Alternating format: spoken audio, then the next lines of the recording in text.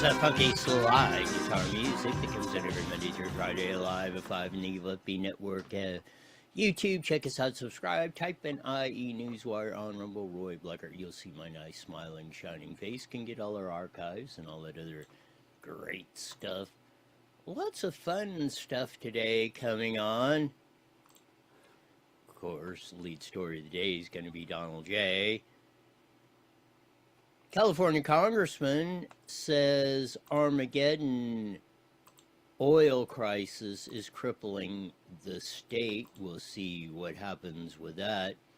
Big news, especially, is Javier Becerra, the next one to get hit by multiple scandals coming on. We'll have the reports that are starting to leak out on Mr. Becerra. Lots of other great news today. Sheriff Chad, the governor's race, and all that noise. But Donald J. started the festivities out. And with the shooting and everything that went on, and we had the new video come out, and everybody's, well, how did this happen? And yada, yada, yada. It appears the would-be assassin did get one shotgun blast at the Secret Service agent. He fired back 5 times and didn't hit either the suspect or, luckily, anybody else. It looks like it came close to a couple of Secret Service agents. But everybody keeps asking the question, well, how did this happen? And we'll figure that out, and hopefully these assassination attempts will stop. With the rhetoric of the racism and Hakeem Jeffries, the latest in that, they're fanning the flames to encourage it, in my belief. That's why Trump has had 3 assassination attempts in 3 years against his life. But somebody asked him, as they were signing some bills in the Oval Office, why don't you wear or will you be wearing a bulletproof vest in the future? Here's El Presidente. I'll follow up on the security changes. Is there talks about you potentially wearing a bulletproof vest moving forward, given you have now been shot at? I don't know if I can handle looking 20 pounds heavier.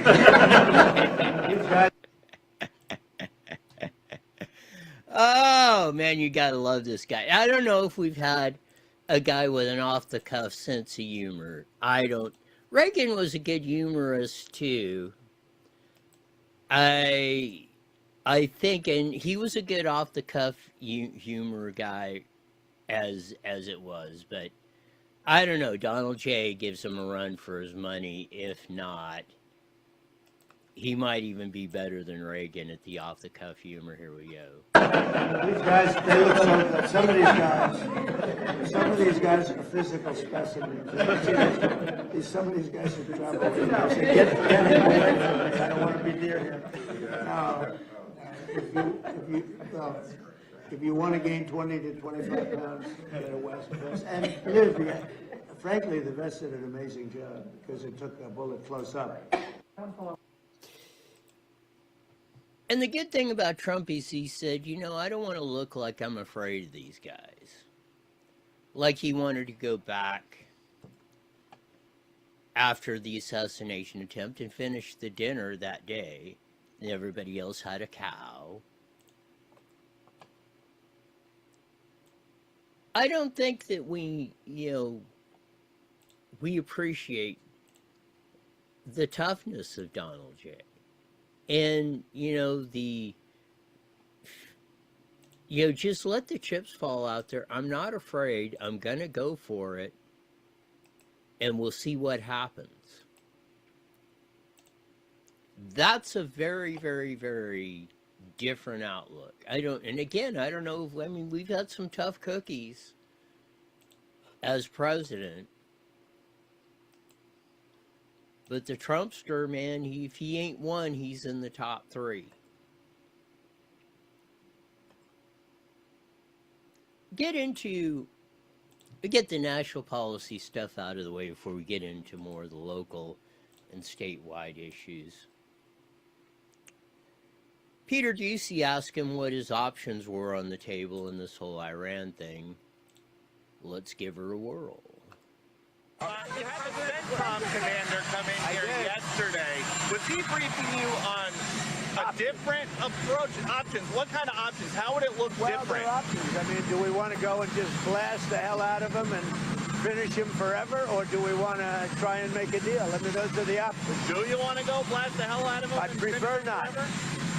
On a human basis, I prefer not, but that's the option. Do we want to go in there heavy and just blast them away, or do we want to do something? They're a very disjointed unitship, as you can understand, Peter, very disjointed. He said, yeah, they offered a deal that's not acceptable. He says, we really don't, the biggest thing in getting this thing settled is we really don't know who's in charge. Nobody can say, yeah, this is definitively, we can do that. Like when they said, or the Iranian, we thought they agreed to, and we had official paperwork saying they had agreed to open the Strait of Hormuz, and then it wasn't.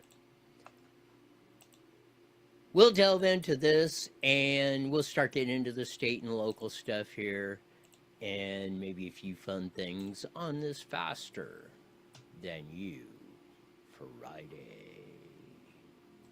Yes, it is. Again, I want to emphasize, you haven't had, I can almost guarantee this, there has not been isn't even close. There's never been a more accessible president to the public than Donald J. Trump. And you hear from him usually multiple times a day. That is unprecedented. The amount of coverage, as you would say, that we get, that this guy and informs us of what's going on. Good, bad, and the ugly. And that's appreciated. Even if I disagree with some of the stuff that he's doing, I'm still not 100% on board. It was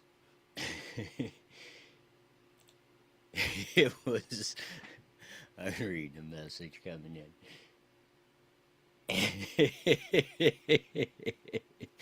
Anyway, the amount of people that, coming off of Joe Biden, we heard it from him once every 4 months when they gave him enough shots or could prop him up enough for 10 minutes to sound semi-coherent.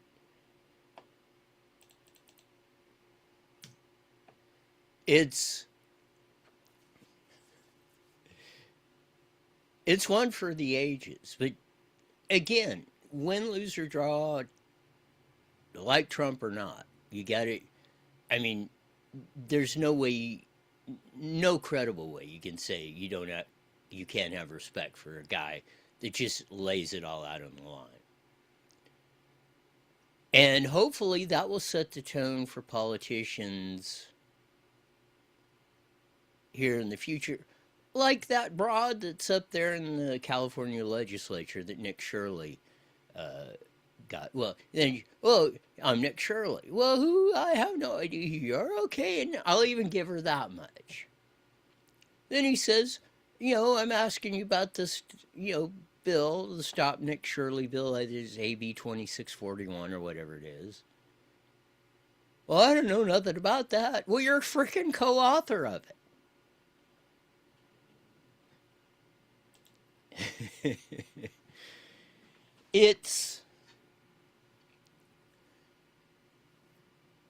It's mind-numbing what we have to endure.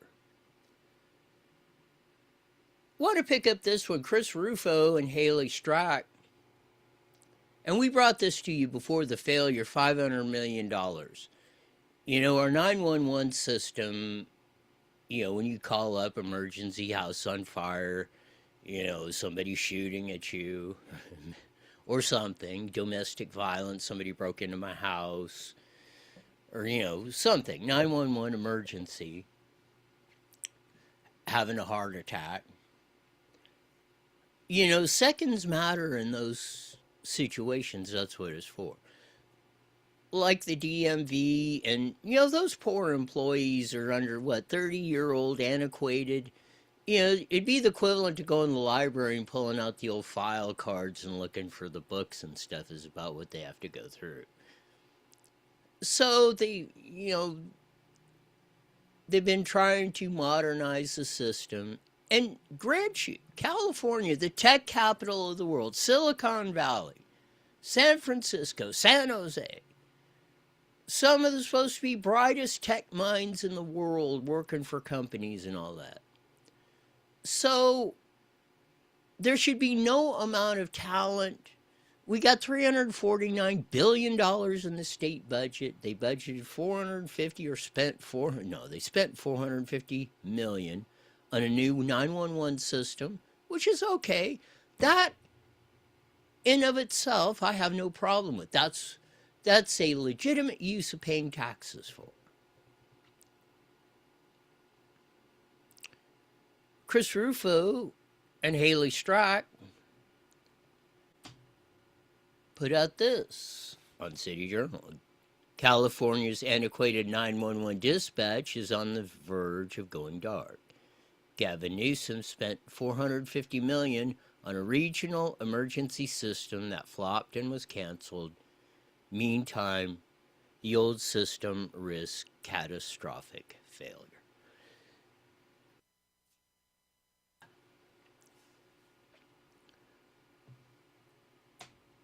How do you come up with, and we got the reports on that. They hit the switch, $450 million out of hit the switch, nothing. The old system is done. It was done 20 years ago, and we've been patch and repair with all the trillions of dollars we've spent. Okay, they finally got around to fixing this. This is the line. California once built massive infrastructure projects, dams, highways, aqueducts, that were the marvel of the world. During the Great Depression, engineers erected the Golden Gate Bridge in 4 years, ahead of schedule and under budget. When is the last time you heard, ever,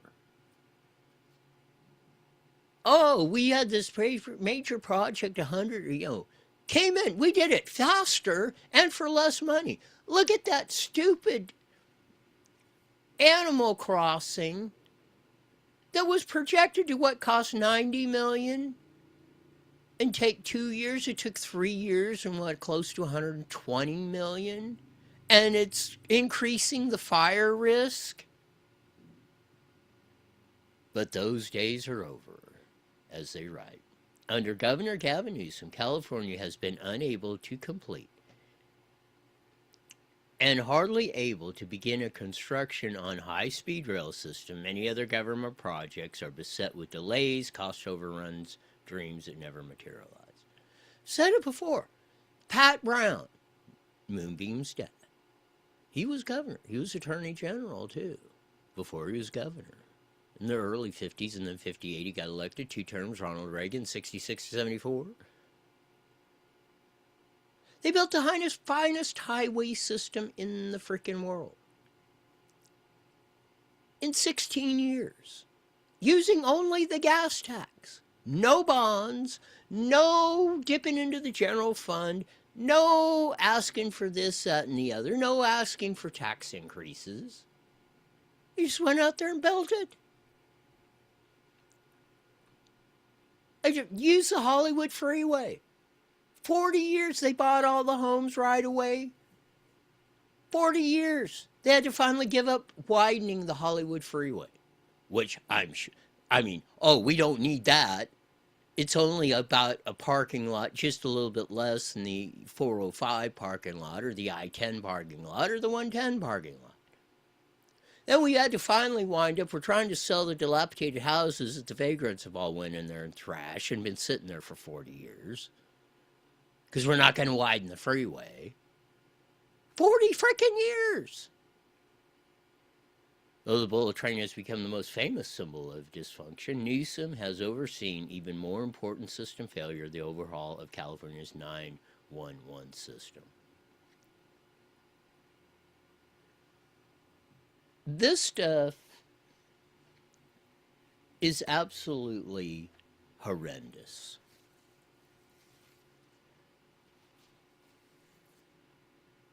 He said this is going to be the next generation best. We're going to blow the world away. And we should. Again, we have some of the brightest engineering companies, personnel, Elon Musk, Larry Ellison.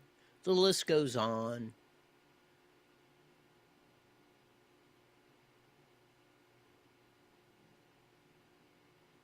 The sad part is the old system, I mean, it's done.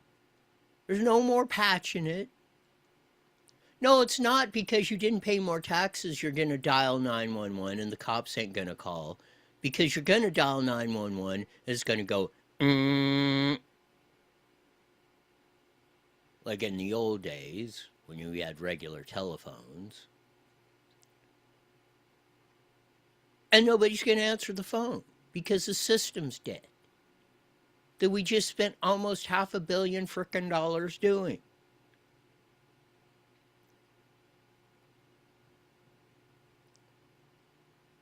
Pennsylvania and Massachusetts have done this. California can't. In the technology capital of the frickin' world.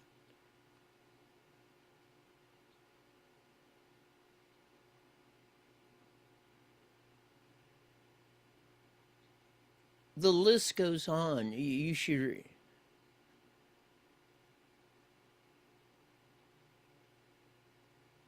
I mean, it will make your head spin if you read the whole article.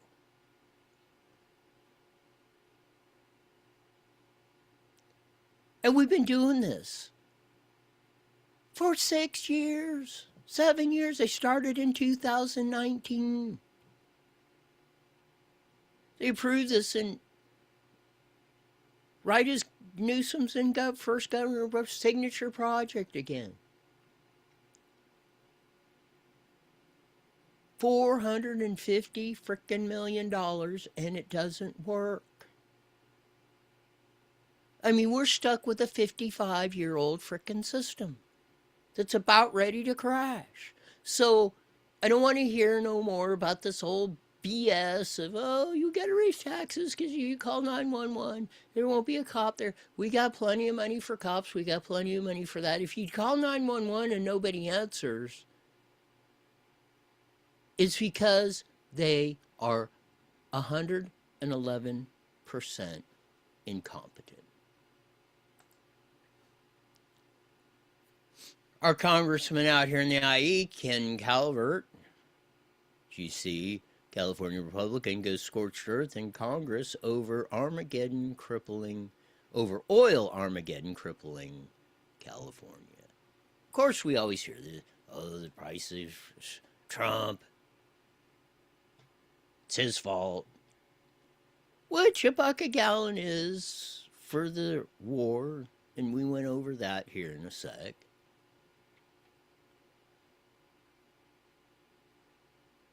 By Pierce Sharp. At least we're getting down to names I can pronounce. Thank you very much, California Post. California's sky-high gas prices are being blasted by lawmakers in Congress as one Republican is now making it an official issue. Ken Calvert, California District 41, rolled out a resolution Tuesday labeling the state's energy policies as a wallet-busting, security-risking mess, accusing leaders of choking off oil production and driving off costs for everyone. And he's 111% correct. California's radical anti-energy policies are having a devastating effect on our economy as well as our national security. Calvert said, warning that the heavy reliance on foreign oil could leave the U.S. vulnerable.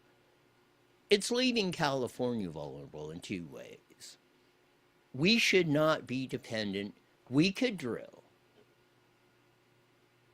and maintain natural gas, oil, 100% right here in California.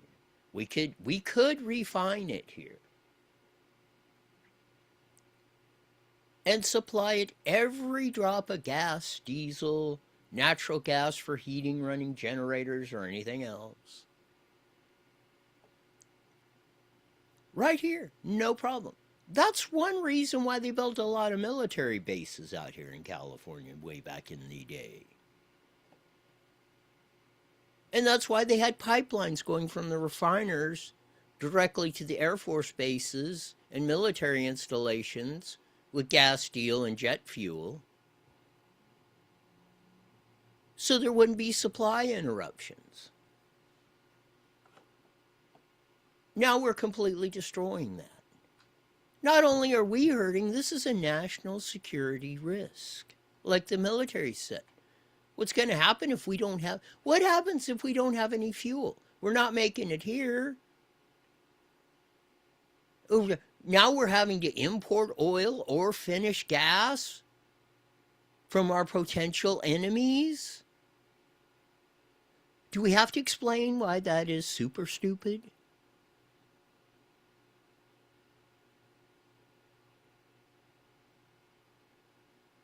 Again, California's collecting about $2 a gallon in charges, taxes, however you want to say it.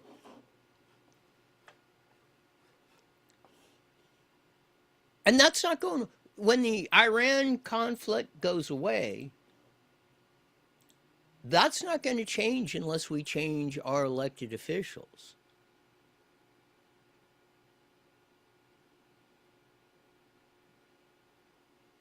And I wish Ken Calvert and these guys, it's not $1.40, it's $2 a frickin' gallon in charges. Get it frickin' straight. Why people are so retarded.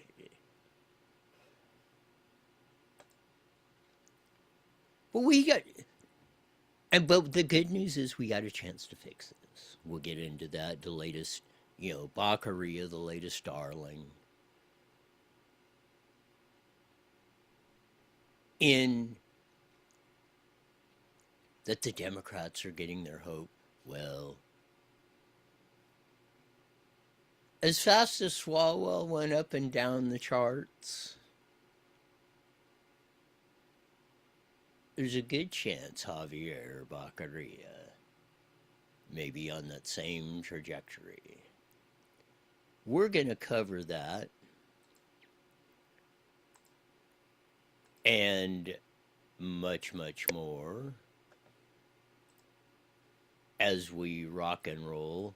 We'll get into this. This is one in the LA Times with the headline, Coded Messages, Red Boxing, and Others. Allegations in California's testy governor's race. It's going to be a very interesting tract.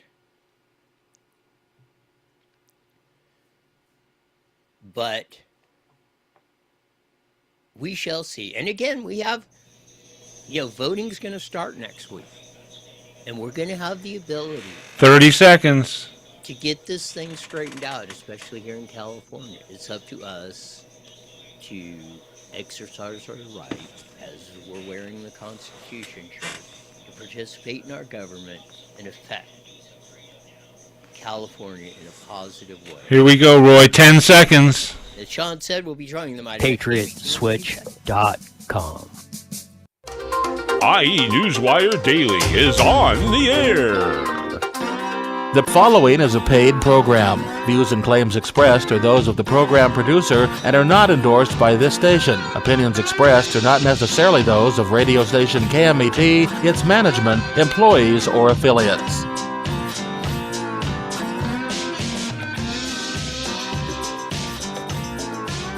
There's that funky slide guitar music. This comes on every Monday through Friday live at 5 and the Mighty Met KMET 1490 AM. broadcasting all over the Inland Empire. I was reading some of my messages and they're cracking me up. On this Faster Than You Friday. Oh man, what a day. We had Donald J. Again, I think Reagan was great at off the cuff humor. Donald Trump's the equal, maybe a little bit better, but the old, are you going to wear a bulletproof vest? And he says, don't think so. I don't need to look 20 pounds fatter. He had the White House press corps in stitches. That was a good one. He gave us an update on the Iran war and said basically you would not like to bomb Iran off the map, but we still really don't know who's in charge over there, so it makes it difficult to get that conflict resolved, but hopefully they will very quickly. Went through Chris Rufo and Haley Strack's new article on the failure of the we paid for $500 million for a new 911 system. So if you do call up for the cops or the firefighters, they will show up. And it's absolute failure. And then the one that was built in the 70s is 55 years old. It's beyond repair. It's about ready to crash. Ken Calvert, our congressman out here, Republican from Corona, said, hey, you better get on the stick here. He introduced a warning to Congress. California is killing the oil and gas industry, and not only is it killing the people, it has a national security issue because we still have, 50 military bases out here and some very important ones, and what if they can't get fuel with the stupid policies we got? But we'll get into the governor's race, and this is how we affect it. We have, starting Monday, ballots will go out Tuesday. Voting centers will start opening. You can mail in your ballot back in. Yada, yada, yada. We have the ability, finally. Maybe since the recall effort of Gray Davis, which didn't really work out that great, but I mean, not saying that we shouldn't try again. But this time we have the legitimate way to fix this state. We can embrace top two in June, get Steve Hilton and Chad Bianco in the top two, because that's the way our primary works. This is actually a pre-general election, but everybody in, whoever the top two coming out, go on to November and you select. That's the system. We got a Prop 14, so that's what we're running under. So we finally have the advantage with the sucky 6 Democrats all fighting for, really you could say 7 because Swalwell's still on the ballot. I still say 5% plus or minus 2 for Swalwell. But whatever. Javier, after Swalwell dropped out, Javier Baccaria, former congressman out here, then Attorney General of the state of California, and then Health and Human Services Secretary for Joe Biden under the disastrous COVID con that we all suffered from. And, Ron Johnson just had the stuff out of the study that almost equivocally shows that it killed way more kids than it saved, which is evil on its intent. And Javier Baccaria was one of the head lieutenants in that. Get into this in the LA Times, coded messages, red boxing, and other allegations in California's testy governor's race. But as we usually do, Ashley Zavala kicked this off in her great KCRA 3 report. Let's see if it will play. Well, there are some questions tonight surrounding Democratic candidate for governor Javier Becerra. A political firm with close ties to the people accused of stealing. This guy needs to know how to pronounce his name. Just look to El Presidente 46, Adel Joe Biden. He introduced him as Javier Baccaria when he appointed him Health and Human Services. Stealing money from his campaign account, is now running a campaign to support him. KCRA3's political director Ashley Zavala joins us now to explain what's going on. Edie and Golston, federal prosecutors have said a business called The Collaborative was part of the scheme ran by Dana Williamson and Greg Campbell, used to steal $250,000 from one of Javier Becerra's campaign accounts. Williamson was Becerra's advisor and former campaign manager. Her case is still ongoing, and she's in talks for a possible plea deal. Campbell was a Sacramento lobbyist and consultant who has already pleaded guilty in this case. A powerful political firm called Bear Star was associated with the two at the time of the alleged crime and were members of the collaborative. Bear Star has not been implicated in this case, but tonight we're learning Bear Star is now running a new campaign to support Javier Becerra's run for governor, a situation that's raising more questions about this case. Ms. Williamson, do you have anything to say to Javier Becerra right now? Nearly 6 months since Javier Becerra's former campaign manager was accused of stealing his money, the business she allegedly used to do it is in the process of shutting down. Federal prosecutors say Dana Williamson and Sacramento lobbyist Greg Campbell used their LLC, The Collaborative, to help funnel nearly $250,000 from Javier Becerra's campaign funds to the personal bank account of his longtime chief of staff, Sean McCluskey.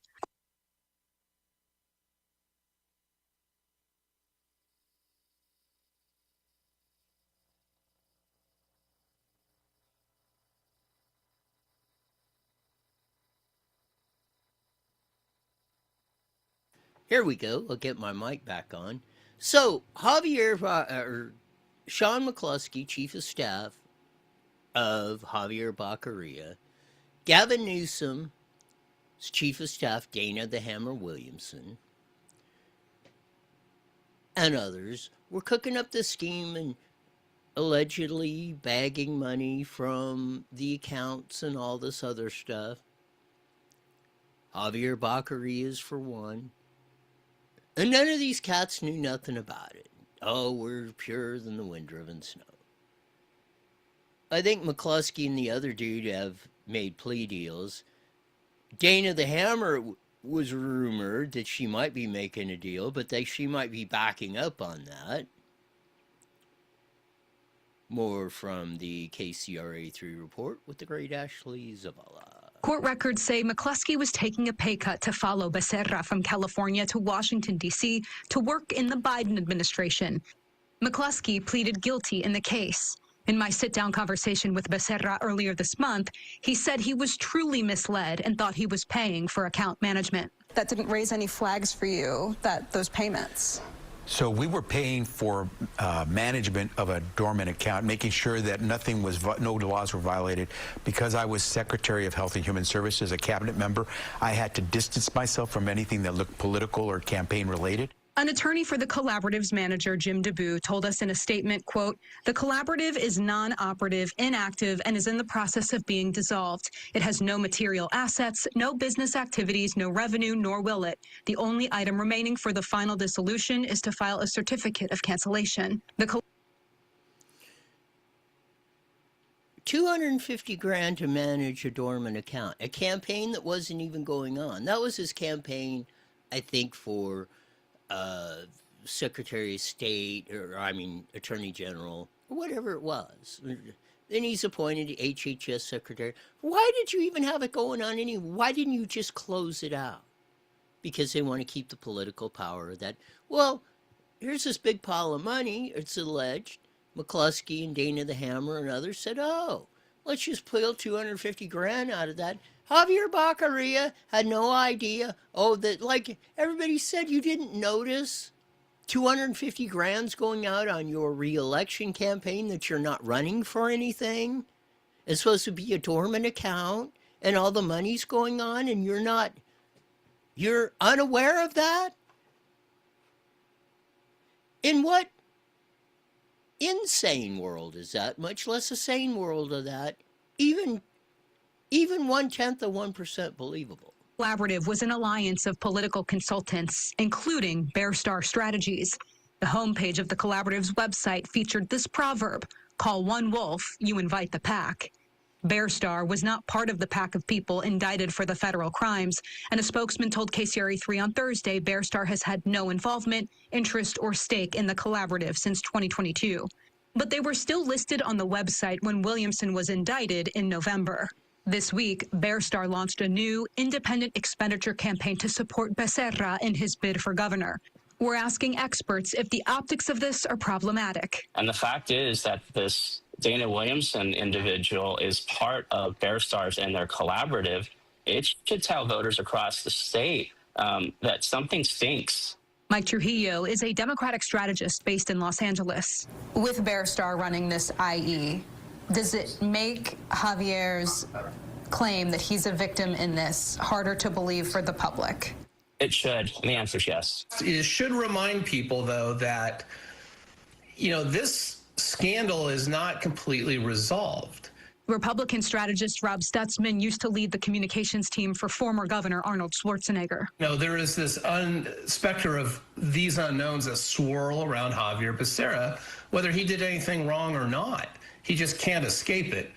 And now with the same consultants that are tangential to all this, not directly involved, no evidence of that, but tangentially involved, we're in business with the people that were involved, it's going to be hard to kind of get away from the questions. Bear Star. It's kind of, Stutzman, it's kind of hard to get away from the, kind of hard. Again, how does that happen even in a bizarro world? Much less even a slightly ethical world. It doesn't. It stinks to high heaven. This is how you pay people off. Oh, like McCluskey said, I had to take a pay cut moving from California to Washington, D.C. to do this job. So how did we cook up? This is a question. Did we cook up this scheme to make up the difference of McCluskey's or whatever? And then Dana the Hammer saw, well, hey, I want in on a little bit of this graft. I need me some $20,000 purses or whatever the hell she was buying. Again. Oh, it's a little bit suspicious. No, how about it's un-effing believable. Is seen as a political consulting powerhouse in California with clients and successful campaigns that include Governors Gavin Newsom, Jerry Brown, former Attorney General Kamala Harris, and U.S. Senator Alex Padilla. Bear Star has already tried to back several possible candidates for governor, including Lieutenant Governor Eleni Kounalakis, who dropped out of the race last year. They also backed Eric Swalwell before he ended his candidacy amid sexual assault allegations. It could look weird to voters or people on the outside looking into this. It's a good reminder that there are only so many, large and effective political consulting operations. Isn't that Ace Smith's a big deal? Work for News, all the high dollar guys, Caruso's mayor deal. They were like the creme de la creme. And if this is the case, and maybe not, if it's not, cancel what I just said. But even so, they were a big deal. And now look at all this stuff going on. These guys know exactly what they're doing. They're not rank amateurs that just fell off the frickin' turnip truck. We reached out to Javier Becerra for comment, specifically asking if he has concerns about the optics here, but we have yet to hear back from him. To be clear, Bear Star is not running Becerra's official campaign, but a separate campaign in support of him. It's called Working Families for Healthy Communities Supporting Becerra for Governor 2020. The reason why, and they're called independent expenditure committees, is because they have no limits on campaign contributions or anything. Elon Musk could drop $10 billion in a independent expenditure committee, or Larry Ellison, or whomever, Jeff Bezos. And the only thing is you can't, if you're an independent expenditure committee, they cannot coordinate with the official Javier Becerra campaign. They can't have no contact or anything or do any coordinated stuff. That's why it's called independent expenditure. Then you're exempt from all the campaign finance laws. So the IEs, as we call them, are really, in a lot of cases, much more important. The tech bros dump. Matt Mahan's raised $7 or $8 million through his campaign. The tech bros have put in 25 million and going. So they can spend and the tech bros can put in whatever they want on. They can lay the money on Gary Tran, who's heading that effort up, or whomever. They can lay however much money they got. So that's why the independent expenditure committees in some cases can be more important and in a lot of cases are more important than the official campaign committee. 26. This is what's known as an independent expenditure campaign, i.e. for short. They raise money, they can buy ads, spend as much money as they want, but by law, they are not allowed to work with the candidate directly. But still, people see these. So if you didn't believe me, I'm sure you will believe the great Ashley Zavala when she just repeated exactly what I said. Oh, man. Names and, you can understand the questions for sure. It's a small world. Yes. Okay, so you mentioned Dana Williamson, and they were talking about a plea deal. Any update there? Yeah, we checked in today with court records. No update yet on those negotiations. Her next court date to discuss this is set for May 14th. That's less than 3 weeks out from primary election day for this governor's race. So again, it was reported earlier in the week, Dana Hammer, the Williamson made a deal. Well, apparently that's off the table. The other interesting factoid in this whole sordid mess, as they say, comes from Michael Trujillo. Michael Trujillo has been a long time operative campaign advisor to Antonio Villaraigosa, former mayor, current governor candidate, former mayor of Los Angeles, current governor campaign, ran for governor in 2018 against Newsom. And Newsom beat the living crap out of him. And Michael Trujillo is a bare knuckles guy. He pulls no punches. He takes it and dishes it out. So he put this up on the X machine. Let's be absolutely clear. The FBI has a file on Javier Becerra. In their wiretaps of Becerra's campaign manager, Dana the Hammer Williamson, and Javier Becerra's chief of staff, McCluskey, how many times does Javier Becerra's name appear in their evidence collection process? 5,000 times? Higher or lower, he asked.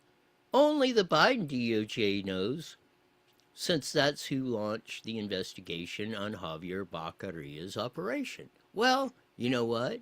No, whatever the Biden DOJ knows, now the Trump administration knows. Javier Becerra's getting into the runoff hands the Trump administration the power to release Becerra's FBI file and make Hilton our next CA governor. Buyer beware. So, Michael Trujillo, for years, and as soon as he was as the spy Swalwell was congressman, and then especially since when he jumped into the governor's race, mind you, Trujillo, I'm sure, is a big part of Villaraigosa's campaign for governor today. He started dumping the dirt on, or the alleged dirt on the spy Swalwell, which, if not 98.7%, 111% of it came out to be very, very, very well corroborated and led to Swalwell's resignation. And they did that because folks in the Democratic Party thought, oh crap, if Swalwell wins this stuff and let's say he's in the top, This is how the 1% chance like this is a Republican win, say he's Democrat Republican. Say it was Steve Hilton or Chad versus Swalwell going in, and coming out of the June primary, and the whole Swalwell thing dropped. I'm not saying in California they wouldn't still elect Swalwell, but it would make it a hell of a lot more difficult. Same with Becerra. Of all the other stuff that's been mentioned, and when he was Attorney General, when he was in the Biden administration, Health and Human Services, you talk to those on their team, not Republicans or, the opposition, on their team, in the White House that worked with him, or in the state of California that worked with him. He said he's a dim bulb, he's an idiot, he's complete airhead. Him and Alex Padilla and Kamala Harris are the three stupiditeers, if you want to put it that way. So, when all this stuff rolls out, and then that gets us to the latest drop in the LA Times by Seema Mehta, and she's definitely not part of the vast right-wing conspiracy. Coded messages, red boxing, and other allegations in the California testing race for governor.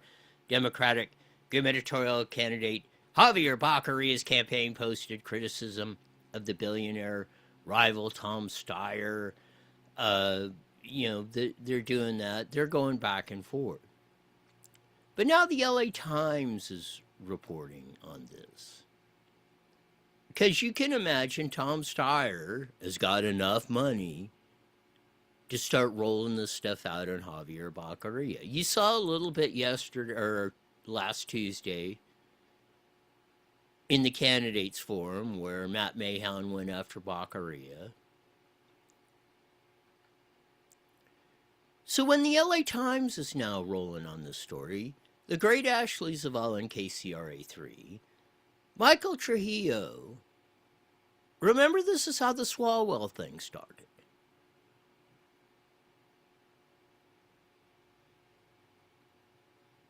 So, we'll see how this winds up. But this has been, let's say, rumored in the political circles for a long time.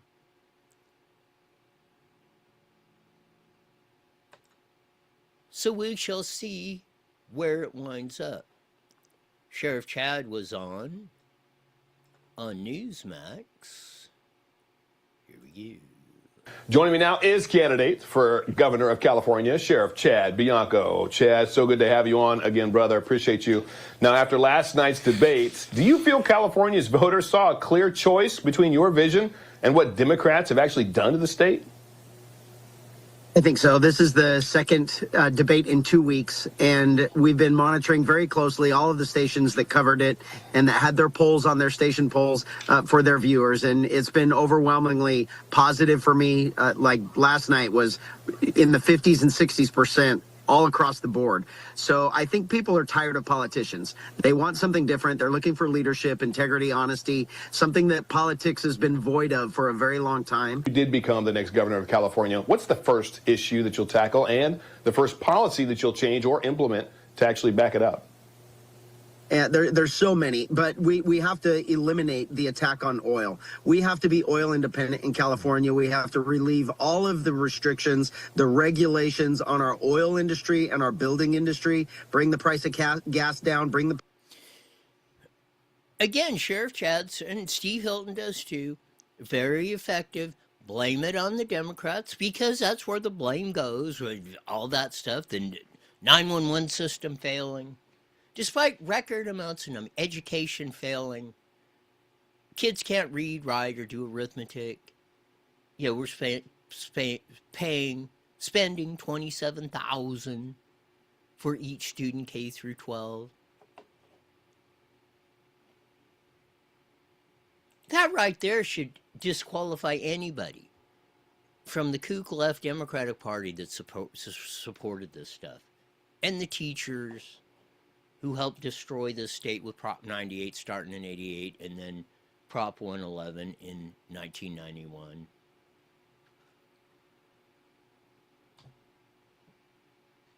It's going to be one interesting ride. But we, again, starting Tuesday, and we have the best chance of doing this. You're only going to get about 40% turnout in a primary, typically. And I don't see this one's not really, there's no real superstar that's going to attract a lot of attention. It might even crack 40%. If we get the center right, freedom and liberty types, Republicans, right-leaning Democrats, centrist Republicans, and you get to their families and inform them. The reason most people don't vote in the primaries is because they're just let's say the casual voter, the one that doesn't follow politics, the ones that doesn't geek out like Roy and us 1.3% on this stuff. They're not really paying that much attention to this. So it comes, and they see 61 candidates and all this stuff, and they'll open the ballot and they say like that, what the hell? So we really need to concentrate. Inform the voters, hey, do you want to stop paying $7 a gallon of gas? And do you want to call up the 911? Do you want your kids' education failing? Do you want the roads still screwed up? Do you want them to promise bullet trains or freeways and never deliver after spending billions, if not trillions? Do you just want to foobar everything? We have the chance to fix it. And get those people to vote. Get them to sign that ballot. Get it sealed up and going. We need to go that. Right now, Steve or Chad, we're not arguing that point. And whoever needs a little help at the end, that's what we're going to do. That's a strategy. But next week, it needs to be all hands on deck. If you get 5 people, talk to your neighbors or friends or stuff, or the ones that don't usually vote, and get them out there. If 20%, 30% the center right freedom liberty types do this, top 2 in June will win overwhelmingly. So let's get it done. That'll do it for this week. As we usually say at this time, mandatory. You're back here in 71 hours wide to hear the best darn show in the whole wide world. Until then, see ya. The proceeding was a paid. All right. My bet is no Republicans get in the top 2. It's possible, but I think that's probably the most unlikely scenario as we're working through it. But we shall see. We're talking about the Democrats. Gambler. Talking about the Democrats here, man. They're going to find some way of getting the top 2 spots, whether it's legitimate or not. That's always. I'm not saying that it isn't possible. Stranger things have happened around here. I guarantee that. There's too many idiots in this state that are going to vote for Democrat, whatever. They like the way it is. You know what I mean? I don't know why, but I really hope you're wrong on that. I hope I am too, but I'm not discounting it either.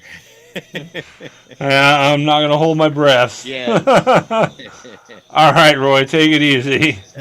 Prepare for the worst, hope for the best. That's about it. Yeah. Bye now.